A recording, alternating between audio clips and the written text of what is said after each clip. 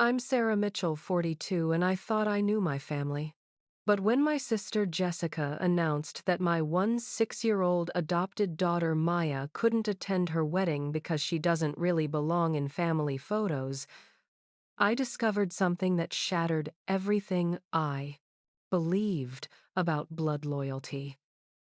What started as a heartbreaking exclusion led me down a path of discovery that exposed decades of lies, manipulation, and hypocrisy that ran so deep through my family tree it made my head spin. The revenge I orchestrated didn't just get Maya the respect she deserved. It completely destroyed the pedestal my family had built their lies upon, and the karma that followed was more satisfying than anything I could have planned. Hey everyone, before we dive into this wild family drama that literally changed my entire perspective on blood versus chosen family, I'm curious, where are you watching from today? Drop your location in the comments below. And if you're ready for a story about standing up for what's right, even when it means burning bridges with people who share your DNA, smash that like button and hit subscribe because this journey gets absolutely insane. Trust me, you'll want to hear how this protective mama bear turned the tables on family prejudice in the most spectacular way possible. Maya came into our lives when she was 8 years old, a beautiful Korean-American girl who had been bounced between foster homes for 3 years. My husband, David, and I had been trying to conceive for 6 years with no success, and when we met Maya at the adoption agency, something just clicked. She was shy, incredibly smart, and had this way of observing everything around her with these huge, thoughtful eyes that seemed to hold wisdom far beyond her years. The adoption process took 14 months, but it was worth every single bureaucratic hurdle, every background check, every home visit. The day Maya officially became our daughter was the happiest day of my life. She settled into our suburban Connecticut home like she'd always belonged there, excelling in school, making friends, and slowly opening up to us about her dreams of becoming a veterinarian. My family's reaction to Maya was what I generously called polite interest. My parents, Robert and Linda Mitchell, made the appropriate comments about how lucky Maya was and how generous David and I were being. My sister Jessica, who was 38 and had two biological children, Emma and Tyler, seemed supportive enough, though I noticed she rarely included Maya in family photos she posted on social media. But Maya was resilient and kind, and she won over everyone she met with her gentle nature and infectious laugh. She called David and me mom and dad within 6 months, and hearing those words never got old. She fit seamlessly into our routines, from Sunday morning pancakes to weekend hiking trips. Maya had this incredible ability to find joy in simple things. A butterfly landing on her hand, successfully baking cookies without burning them, or beating David at chess. The first real red flag should have been Thanksgiving 2 years ago. We were at my parents' house, and Maya had spent weeks preparing a presentation about her school's science fair project. She was so excited to share it with the family, but every time she tried to speak up, someone would redirect the conversation to Emma's cheerleading or Tyler's baseball stats. When Maya finally managed to show her project, a working volcano that she'd engineered to erupt with perfect timing, my mother's response was a distracted, "That's nice, honey," before immediately asking Jessica about her upcoming promotion. I watched Maya's face fall, and something protective and fierce awakened in me. This brilliant, creative girl who worked twice as hard as anyone else for half the recognition deserved so much better. But I told myself that family dynamics took time to adjust, that they'd come around once they got to know her better. Christmas that year was worse. Maya had saved her allowance for months to buy thoughtful gifts for everyone. A vintage cookbook for my mother who collected them. A rare baseball card for Tyler. A beautiful scarf for Emma. And a book of photography tips for Jessica, who loved taking pictures. The gifts she received in return were generic gift cards and clearly last-minute purchases. Meanwhile, Emma and Tyler received carefully chosen, expensive presents that showed real thought and consideration. Maya never complained, but I could see the hurt in her eyes when she thought no one was looking. She'd retreat to her room, and I'd find her reading or drawing, creating elaborate fantasy worlds where she was a princess or a scientist saving the universe. When I asked if she was okay, she'd always smile and say she was fine, but I knew she was protecting my feelings by not voicing her disappointment. The worst part was how my family talked about adoption when they thought Maya couldn't hear them. Whispered conversations about real children versus adopted ones, concerns about unknown genetics and behavioral issues that might surface later. They spoke about Maya like she was a stray dog we'd taken in out of pity rather than the incredible daughter she was. David and I had several conversations about limiting our contact with my family, but I kept hoping they'd change. Maya was part of our family now, which meant she was part of theirs too. I believed that love and time would eventually break down their walls of prejudice and ignorance. Looking back, I realize I was enabling their behavior by making excuses for them. Every time they excluded Maya or treated her as less, then I'd rationalize it as cultural differences or generational gaps.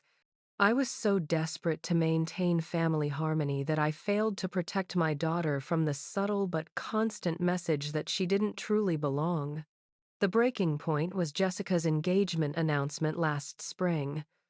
She called me bubbling with excitement about her upcoming wedding to Marcus, a successful lawyer she'd been dating for 2 years. As she described her vision for the perfect family celebration, my heart sank when she casually mentioned that she was keeping the wedding intimate and family-focused. "What does that mean exactly?" I asked, though I had a sinking feeling I already knew. "Well, just immediate family in the photos, people who really belong in our family albums forever." The way she emphasized "really belong" made my stomach turn, but I gave her the benefit of the doubt and assumed Maya would be included in the celebration, even if not in every single photo. I was so very wrong. The official wedding invitation arrived on a Tuesday afternoon in late March. Maya was at soccer practice, and I was alone when I opened the elegant envelope with Jessica's flowing script. Inside was a beautiful card with gold lettering announcing the celebration of Jessica and Marcus's union, followed by a separate note card that made my blood run cold. "Sarah, I hope you understand that this wedding is really about celebrating our core family unit. While Maya is certainly welcome at the church ceremony, we've decided to keep the reception limited to blood relatives only. It's nothing personal. We just want to maintain the authenticity of our family celebration. I'm sure you can explain it to her in a way that won't hurt her feelings. Love, Jess." I read that note 3 times, each reading making me angrier than the last. Authenticity of our family celebration. Maya had been my daughter for 8 years. She was as much a part of our family as anyone else, yet Jessica was treating her like some kind of imposter who would somehow taint the purity of their precious family photos. I immediately called Jessica, my hands shaking as I dialed her number. "Hey Sarah, did you get the invitation? Isn't it gorgeous?" Jessica's voice was bright and cheerful, completely oblivious to the bomb she'd just dropped. "Jessica, what is this note about Maya not being welcome at the reception?" There was a pause, and when she spoke again, her tone had shifted to that condescending voice she used when she thought she was being reasonable about something. Unreasonable. "Look, Sarah, I know you're attached to her, but this is my wedding. I want the photos to reflect our actual family. When Emma and Tyler get married someday, they'll want to look back at pictures that show their real aunts, uncles, and cousins. It's not fair to confuse things. Confuse things. Maya is my daughter. That makes her your niece, whether you acknowledge it or not. She's not really your daughter, though, is she? She's a child you're helping, which is wonderful, but let's not pretend it's the same thing as having your own kids." The casual cruelty of that statement hit me like a physical blow. Here was my sister, someone I'd looked up to my entire life, reducing my daughter to nothing more than a charity case. You know what, Jessica, you're right that this is your wedding and you can invite whoever you want. But don't expect me to lie to my daughter about why she's being excluded from her own family's celebration. Sarah, please don't be dramatic about this. Just tell her there wasn't enough space or something. Kids are resilient. She'll get over it. I hung up without another word, my entire body trembling with rage and hurt. How dare she assume that Maya would get over being told she wasn't family enough for a family wedding? How dare she ask me to lie to my daughter to protect Jessica's prejudiced feelings when Maya came home from practice that evening, flushed and happy from scoring 2 goals? I knew I had to tell her the truth. We sat on her bed, surrounded by her collection of stuffed animals and the artwork she'd created over the years. Beautiful drawings of our family, always including herself, right in the middle where she belonged. "Sweetheart, I need to talk to you about Aunt Jessica's wedding." Maya's face lit up immediately. "Oh, is that what the fancy envelope was about? When is it? Do I get to be a junior bridesmaid?" Emma said. "She might ask me to be in the wedding party." My heart broke, seeing her excitement, knowing I was about to crush it. "Maya, baby, there's been a change. Aunt Jessica has decided to keep the reception very small, and she's only inviting certain family members." I watched the light fade from Maya's eyes as she processed what I was really saying. She was 16 now, smart enough to read between the lines. "She doesn't want me there because I'm adopted, doesn't she?" Her voice was quiet, matter of fact, like she'd been expecting this disappointment her whole life. "This is about Aunt Jessica's prejudices, not about you or your worth as a person. You are my daughter, full stop. You're as much a part of this family as anyone else, and her inability to see that is her loss." Maya nodded slowly, but I could see her walls going up, that protective mechanism she'd developed in foster care to shield herself from disappointment. "It's okay, Mom. I understand." But it wasn't okay, and I could see that she didn't really understand why the adults in her life kept sending her the message that she was somehow less than. That night I heard her crying softly through her bedroom wall, and I made a decision that would change everything. I wasn't going to protect my family's feelings anymore. I wasn't going to make excuses for their behavior or try to smooth things over for the sake of keeping peace. Maya deserved better, and I was going to make sure she got it. The next morning, I called my parents to discuss the situation, hoping they'd be appalled by Jessica's exclusion and help me talk sense into her. Instead, I discovered that the prejudice ran much deeper than I'd realized. "Well, dear," my mother said carefully, "perhaps Jessica has a point. These family occasions are really about celebrating our bloodline and heritage. Maya is a lovely girl, but she's not actually family in the traditional sense." "Not family in the traditional sense? Mom, what are you talking about? I adopted her legally. She's been my daughter for 8 years. Now, Sarah, don't get emotional about this. You know we care about Maya, but there's a difference between caring about someone and having them be part of the family legacy. When you have your own children someday, you'll understand." That comment revealed everything I needed to know about how my family really viewed Maya and me. They saw my adoption of Maya as a temporary arrangement, something I was doing until I had real children of my own. They had never truly accepted her as their granddaughter and niece, and they never intended to. The conversation with my father was even worse. He actually suggested that excluding Maya might be for the best because it would help her understand her place and manage her expectations about family inclusion going forward. I hung up, feeling sick to my stomach and completely alone. The people I'd trusted to love and support my daughter had instead been tolerating her presence while waiting for her to be pushed back out to the margins where they felt she belonged. That evening, I found Maya in the backyard, sitting on the swing set David had built when she first moved in. She was staring up at the stars, looking small and lost. "What are you thinking about, sweetheart? I was wondering if my birth parents would have wanted me at family weddings," she said quietly. "Or if there's something wrong with me that makes people not want me around." In that moment, something inside me snapped. My gentle, brilliant, loving daughter was questioning her own worth because the adults who should have been protecting her were instead teaching her that she was disposable. It was the same message she'd received in foster care, and I'd promised her it would never happen again. I sat down on the swing next to her and took her hand. Maya, there is absolutely nothing wrong with you. You are perfect, exactly as you are. The problem is with people who are so focused on blood relationships that they can't see the incredible person right in front of them. But maybe they're right. Maybe I'm not really family. You are my daughter. Period. And anyone who can't see how lucky they are to have you in their life doesn't deserve you. That night, I started planning. If my family wanted to exclude Maya from their celebration, I was going to make sure they understood exactly what that meant. They were about to learn that rejecting my daughter meant losing me too, and the consequences were going to be far more severe than they could imagine. But first, I needed to do some digging into the family history they were so proud of protecting. I've always been good at research. It's part of what made me successful in my career as a freelance investigative journalist. But I'd never turned those skills on my own family before.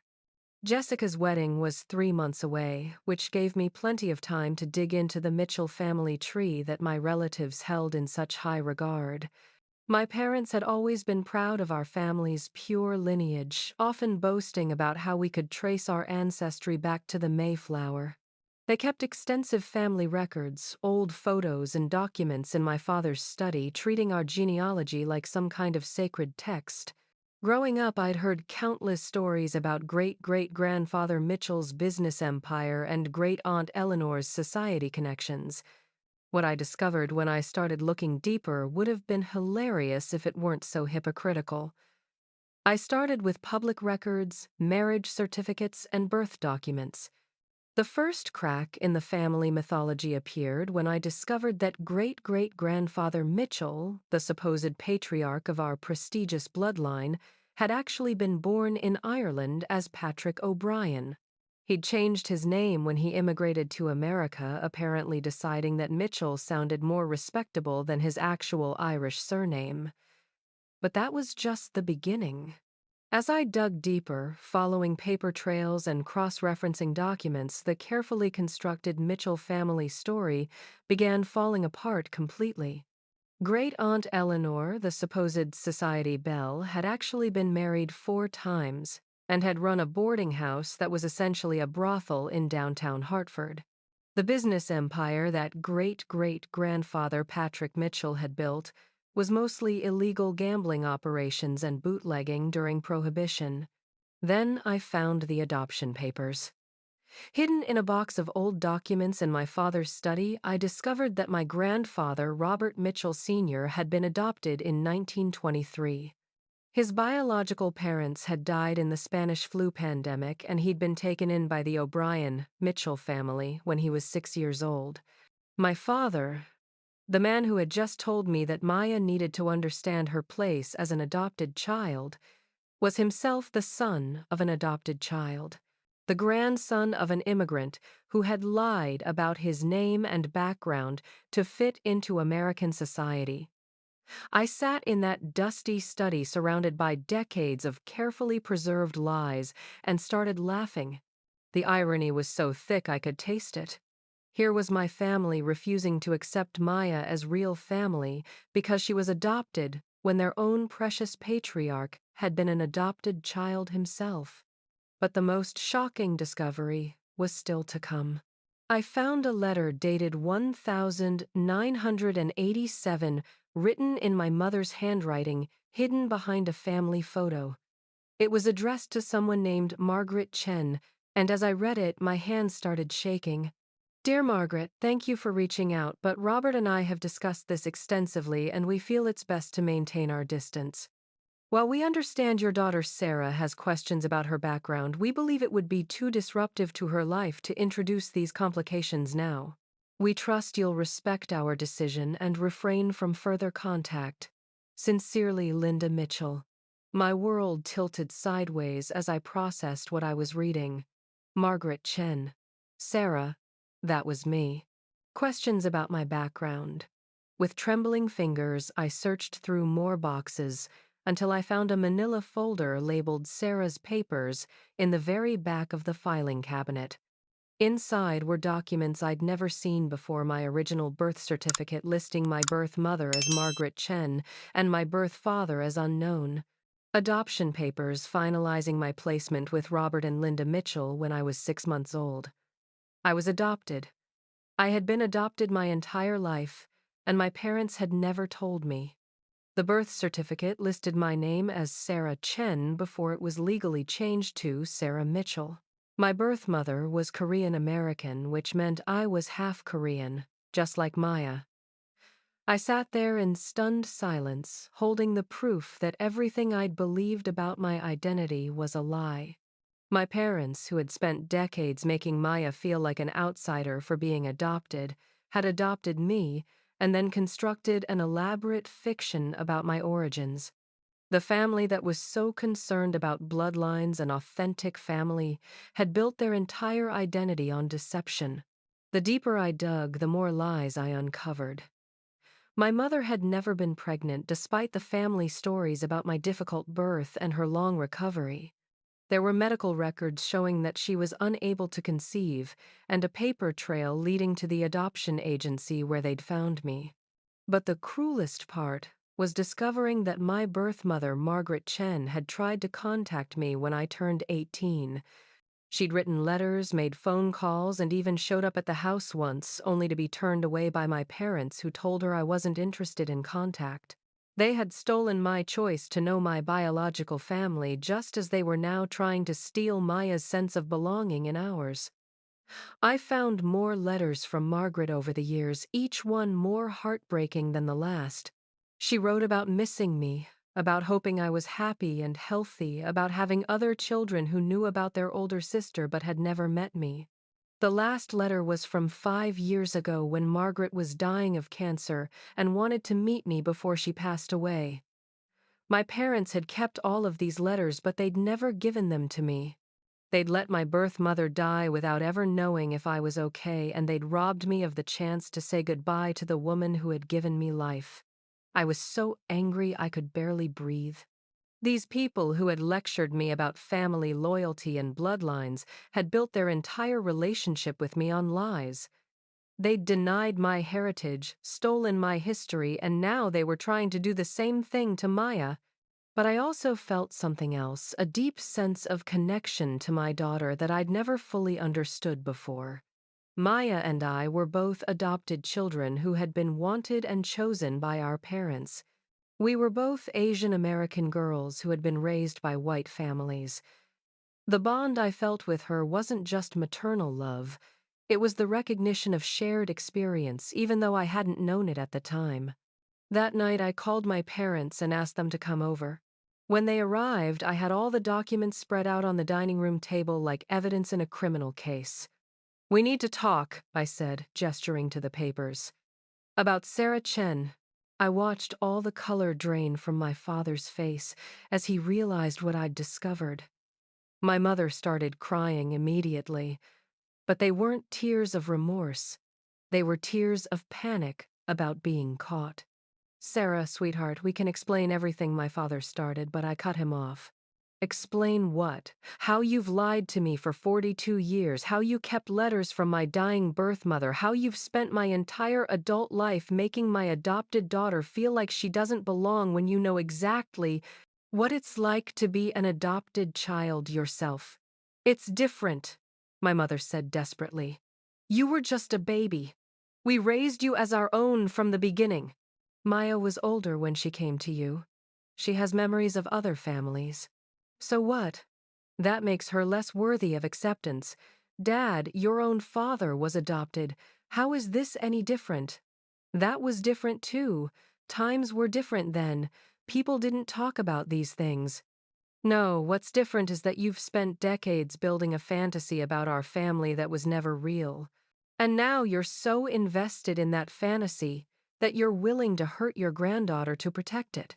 The confrontation went on for hours. They alternated between defensiveness, justification, and attempts at emotional manipulation.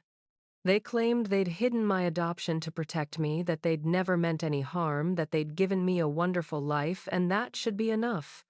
But what they couldn't explain was why they felt it was acceptable to treat Maya the way they'd treated her. If adoption was something to be hidden and ashamed of, what did that say about how they really felt about me? If Maya wasn't real family because she was adopted, then what was I? By the time they left that night, I had made my decision. Jessica's wedding was going to be very different from what she'd planned, and my family was about to learn some uncomfortable truths about their precious bloodline. But first, I had something even more important to do. The next morning, I sat Maya down and told her everything. About my own adoption, about our shared heritage, about the lies our family had built their identity on.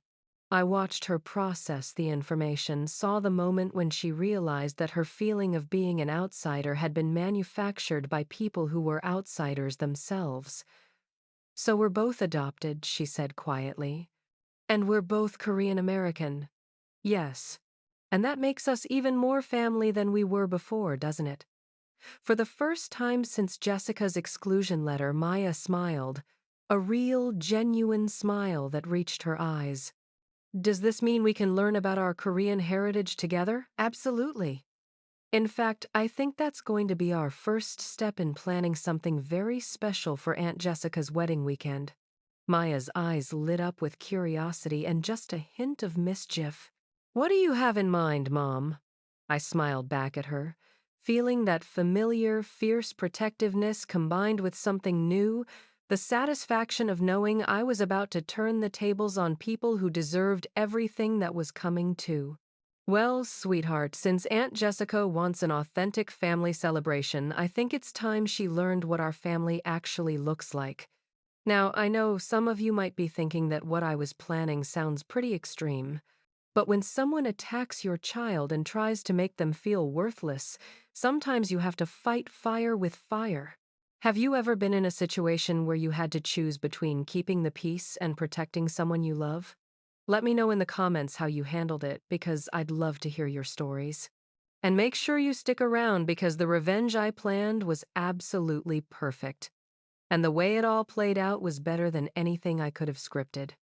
Planning the perfect revenge required careful timing, strategic thinking, and a level of pettiness that I didn't know I possessed until my family attacked my daughter. But Maya and I had 3 months to prepare, and we were going to use every single day. First, I hired a private investigator to dig even deeper into the Mitchell family history. What we'd discovered so far was just the tip of the iceberg, and I wanted every skeleton they'd hidden in their pristine suburban closets. The PI, a former police detective named Rosa Martinez, was thorough and discreet. Within 2 weeks, she'd uncovered enough family secrets to fill a small library. Great-great-grandfather Patrick O'Brien hadn't just changed his name. He'd abandoned a wife and 3 children in Ireland to start fresh in America. The business empire included not just gambling and bootlegging, but also a loan sharking operation that had ruined several families in Hartford. Great-Aunt Eleanor's boarding house had been shut down twice by police for prostitution, and she'd died penniless despite all the stories about her society connections. But the most damaging discovery was about my father's brother, Uncle Thomas, who had died when I was young. According to family legend, Thomas had been a war hero who died serving his country in Vietnam. The truth was that Thomas had been discharged from the military for theft, had struggled with drug addiction, and had died in a car accident while driving under the influence, taking an innocent family of 4 with him. My parents had covered up the whole story and invented the war hero narrative to protect the family reputation. While Rosa gathered ammunition, Maya and I embarked on our own journey of discovery. We enrolled in Korean language classes together, learned to cook traditional Korean dishes, and researched our cultural heritage. Maya threw herself into it with the enthusiasm she brought to everything, and I found myself grieving for all the years I'd lost, not knowing where I came from. We also reached out to my birth family. Margaret Chen had passed away, but she'd left behind two other children. My half-siblings James and Lucy Chen, who were in their 30s and had been hoping to meet me their entire lives. When I called James and explained the situation, he was heartbroken to learn that our mother had died, still hoping for a reunion. "She never stopped talking about you," he told me over video chat, his voice thick with emotion. "She kept a photo of you as a baby on her nightstand until the day she died. She would have loved to know about Maya, too. Mom always said family was about love, not genetics." James and Lucy were incredible people. James was a pediatric nurse, and Lucy was a teacher who worked with immigrant families. They welcomed Maya and me with open arms, sharing stories about our mother and showing us family photos that revealed features I'd never understood about my own face. Maya looked at pictures of her Korean grandmother and marveled at their similar eyes and smile. "We have a whole other family," Maya whispered to me after our first video call with the Chens. "People who actually want us. Yes, we do. And they're going to be part of our plan." As Jessica's wedding approached, I put the final pieces of my strategy into place. I RSVP'd for myself only as requested, but I had no intention of attending alone. Instead, I planned to show Jessica and my parents exactly what authentic family looked like. 2 weeks before the wedding, I sent Jessica a beautifully crafted letter along with copies of all the family documents I'd uncovered. "Dear Jessica, I've been doing some research into our family history in preparation for your celebration of our bloodline and heritage. I thought you'd be interested in learning some facts about the family you're so proud of. As you can see from the enclosed documents, our great-great-grandfather was actually Patrick O'Brien, an Irish immigrant who abandoned his first family and built his fortune through illegal activities. Your precious great-aunt Eleanor ran a brothel, not a boarding house. Uncle Thomas was never a war hero. He was actually a drunk driver who killed an entire family. And most importantly, your own father is the grandson of an adopted child, which makes you the great-great-granddaughter of an adopted child. But here's the really interesting part. I'm adopted too. Have been my entire life. Mom and Dad just never bothered to tell me the same way they never bothered to tell you that your whole family identity is built on lies.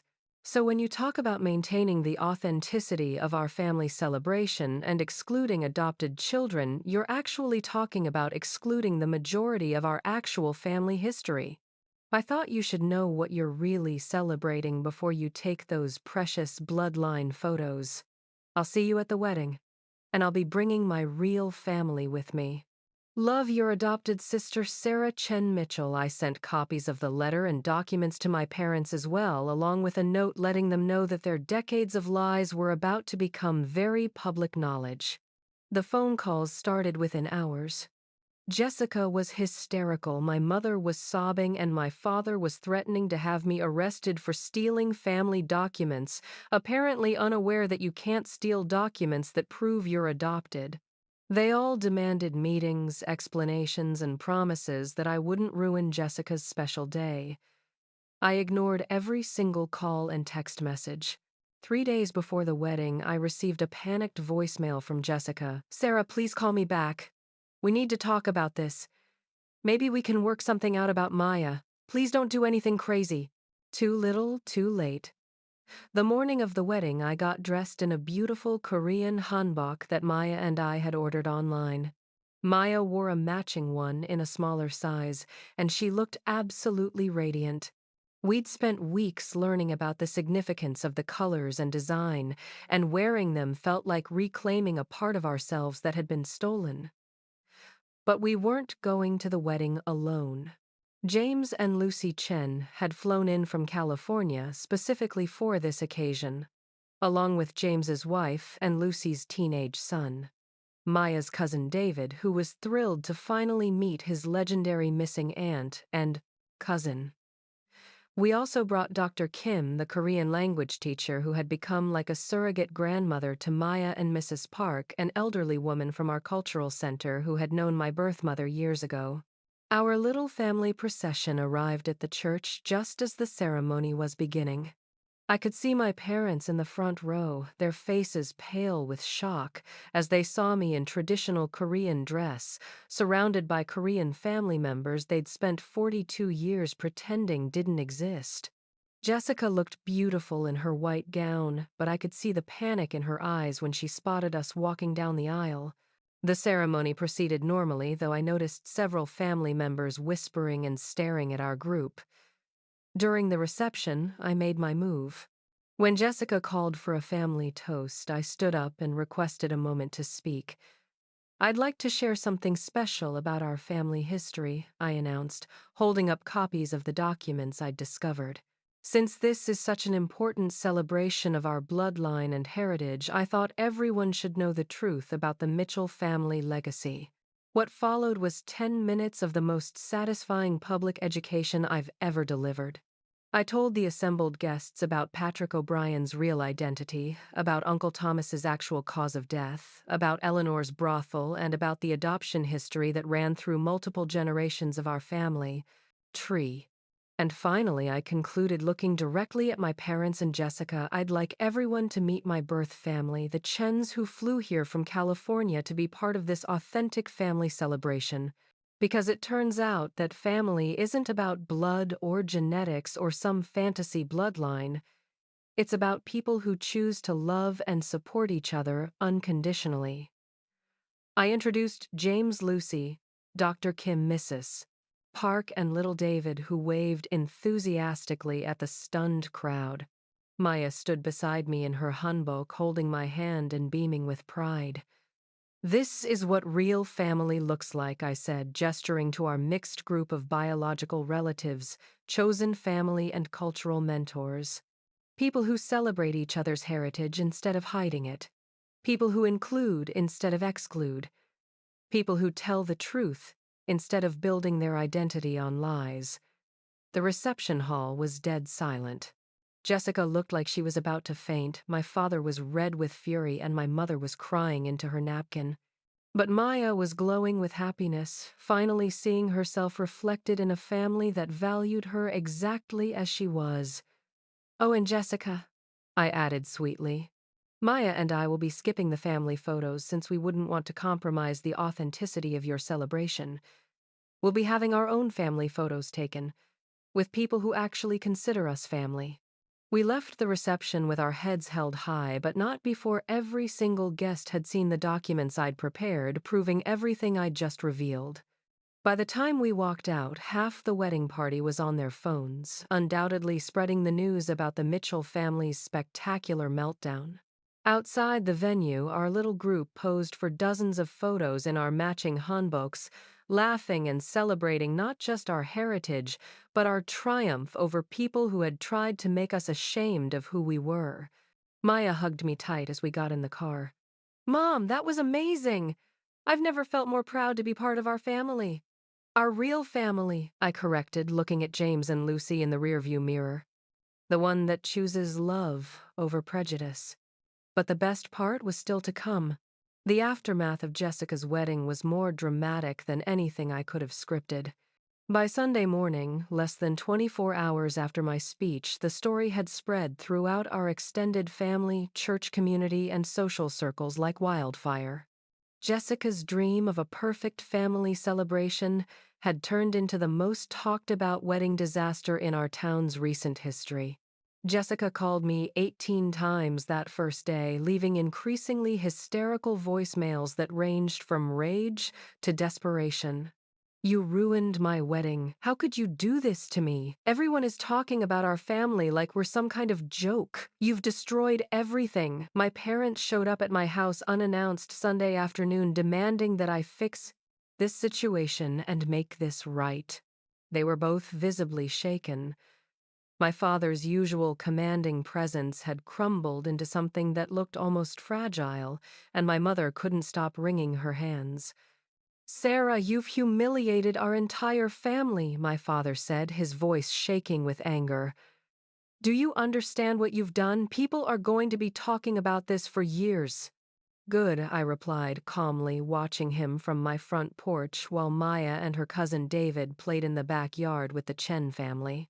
Maybe now people will understand what it feels like to be judged and excluded based on lies and prejudice. We raised you better than this, my mother added, tears streaming down her face. We gave you everything.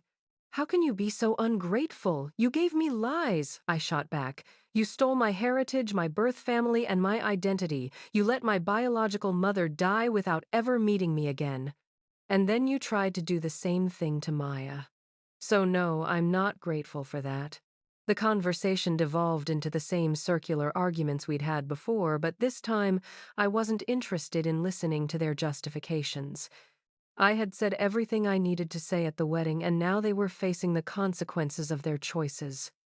What I hadn't expected was how quickly the truth would spread beyond our family.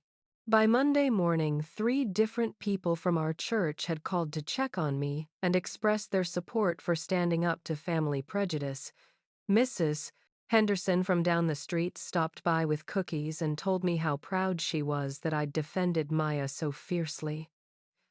I never knew you were adopted, too, she said, shaking her head. Your parents always made such a big deal about your family history. It's ironic, isn't it? All that pride in their bloodline, and most of it was made up. The most unexpected support came from other family members who had felt marginalized by my parents' elitist attitudes over the years. My cousin Rachel, who had married outside their religion, called to thank me for exposing the hypocrisy she'd endured for 15 years. They acted like my husband wasn't good enough for family events because he wasn't Presbyterian, she said. Now I find out their whole identity was fake. I wish I'd been there to see their faces. Jessica's in-laws were reportedly mortified by the scene at the wedding. According to Rachel, who heard it through the family gossip network, Marcus's family was questioning whether they wanted to be associated with people who had built their reputation on lies and treated children so cruelly. The perfect society wedding Jessica had dreamed of had turned into a public relations nightmare. But the most satisfying consequence was watching my parents scramble to control the narrative.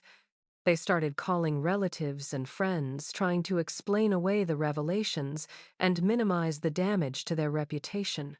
According to Uncle Bill, my father's brother, who was secretly delighted by the chaos they were telling people that I had misunderstood the family history and that the adoption documents were somehow forged or taken out of context. The problem with that strategy was that I had given copies of everything to multiple family members, and Rosa Martinez had done thorough research that could be easily verified. Their lies were falling apart faster than they could invent new ones. Maya was thriving in the aftermath. The weight of her exclusion had been lifted, replaced by the joy of finally understanding her place in our real family.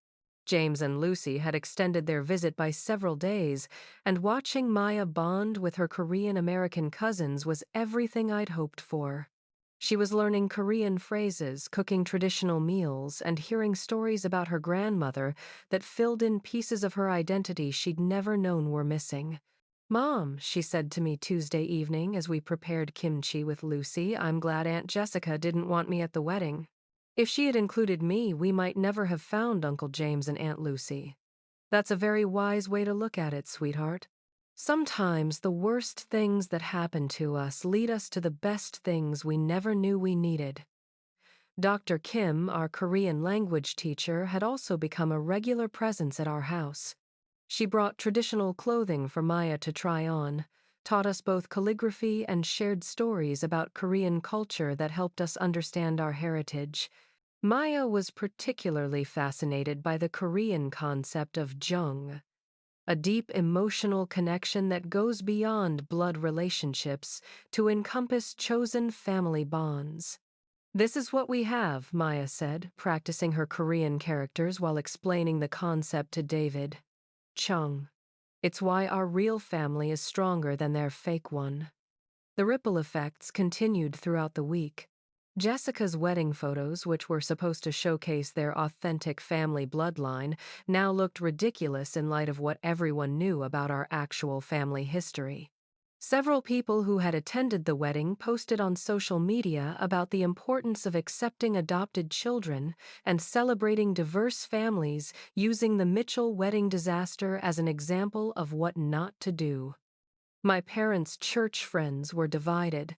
Some supported them and criticized me for airing family business in public, but others were clearly uncomfortable with how they'd treated Maya and began questioning their own assumptions about adoption and family authenticity.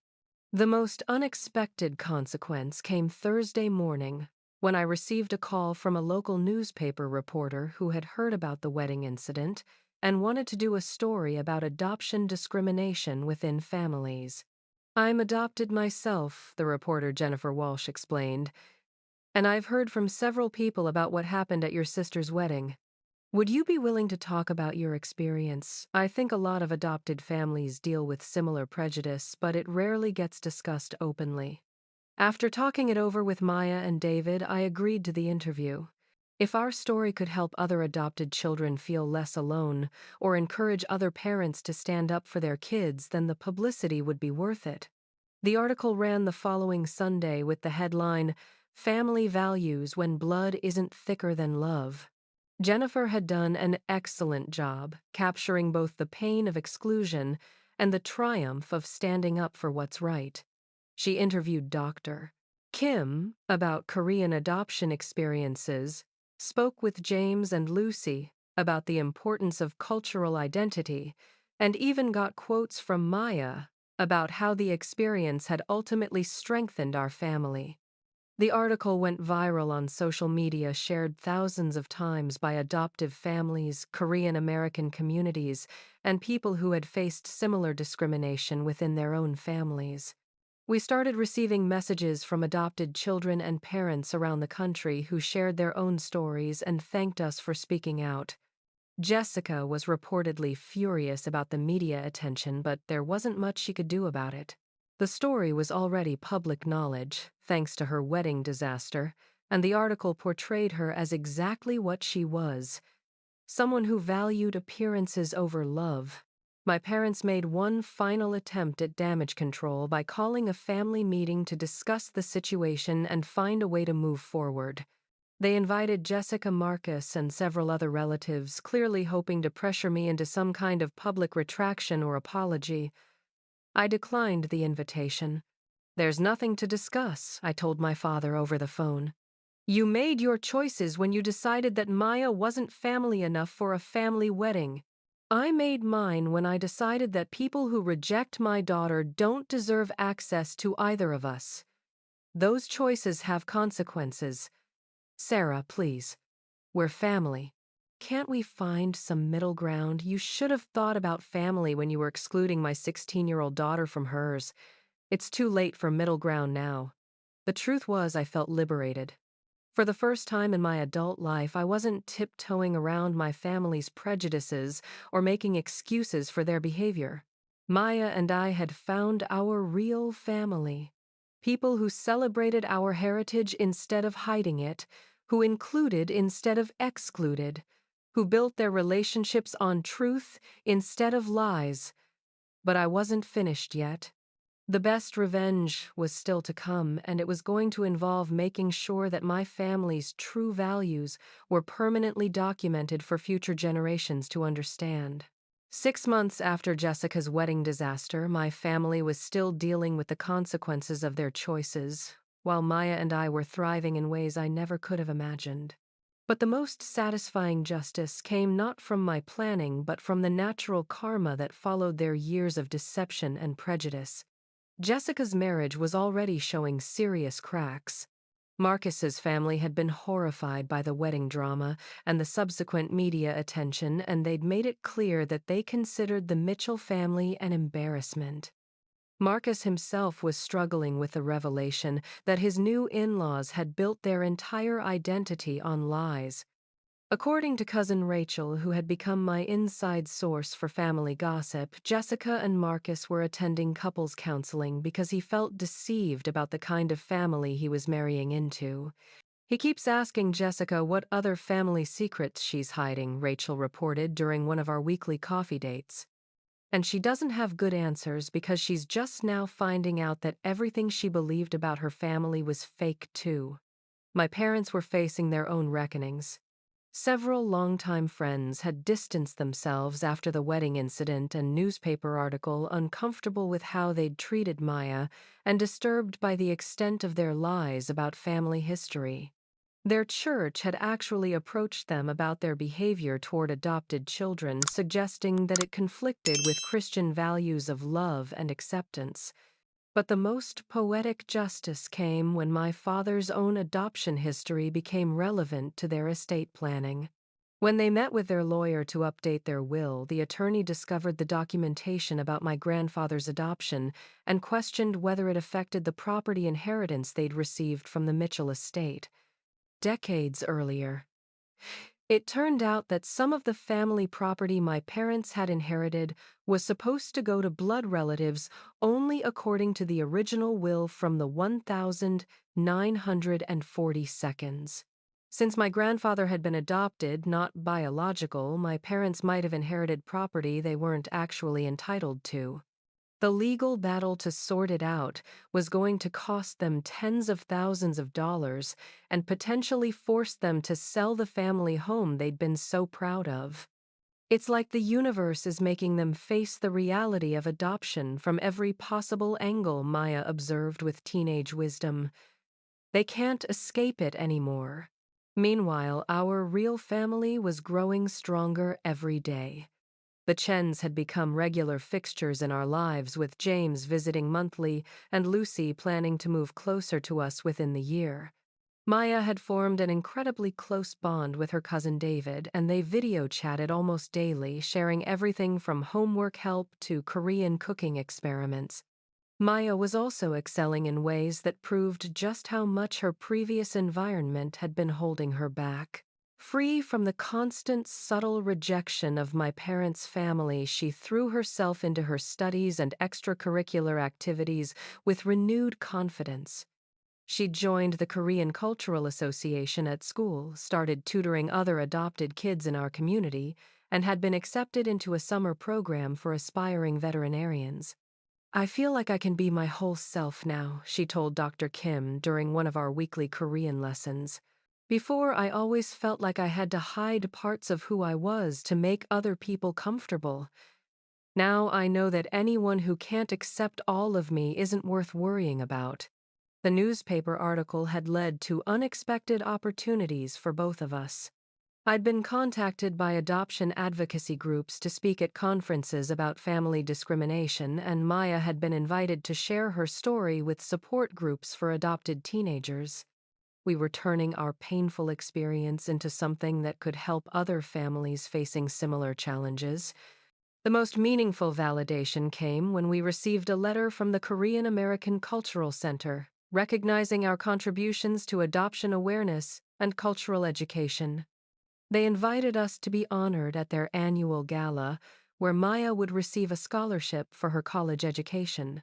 At the gala, surrounded by hundreds of people who celebrated our heritage, instead of hiding it, Maya gave a speech that brought tears to my eyes. "A year ago, I thought family was about blood and genetics," she said, standing confidently at the podium in her beautiful hanbok. "I thought that being adopted meant I would always be on the outside looking in, never fully belonging anywhere. But I learned that real family is about choice, love, and acceptance. My mom chose me when I was 8 years old, and this year we both chose to embrace our Korean heritage and find our extended family. The people who rejected us for being adopted gave us the push we needed to discover who we really are and where we truly belong." The standing ovation lasted for 5 full minutes. As we drove home from the gala, Maya was quiet for a while, looking out the window at the city lights. "Mom, do you think Aunt Jessica ever thinks about what she lost when she chose to exclude me?" "I think she's starting to understand that her idea of family was too small and narrow to hold all the love and joy she could have had. But that's her loss, not ours." "Do you think you'll ever talk to them again?" I considered the question carefully.